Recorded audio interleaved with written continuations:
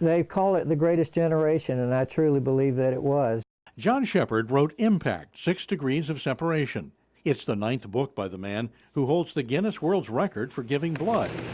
This book profiles 15 men who were from Lee County or had ties here in helping the U.S. win the war. These are people who were committed to their country, committed to protecting the liberties of this country, even if it meant giving their life. Every 12 weeks, 20,000 men trained at Buckingham Airfield, another 4,000 to 5,000 at what is now Page Field. Every major Army Air Force plane, with the exception of the B-29, trained right here in Lee County, Florida. The book has a chapter on Fort Myers native Walter Shepard, John's cousin. Here's a picture of him taken off from Peleliu. Walter was training gunners for the Army Air Corps in Alabama, but itched to do more. If I had it to do over again, I've said many times I'd love to do it. He approached the base commander.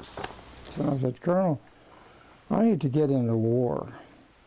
He says, I need you here. I said, well, the war's not getting over, and they need me over there. The Army said no.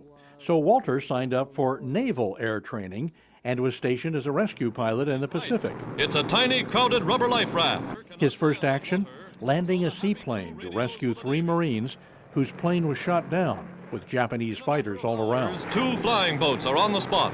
We landed in those rough seas. We taxied and drifted and finally got alongside of the life raft and rescued all 3 men. I'd be lying to you if I said I wasn't scared. Of course we were scared.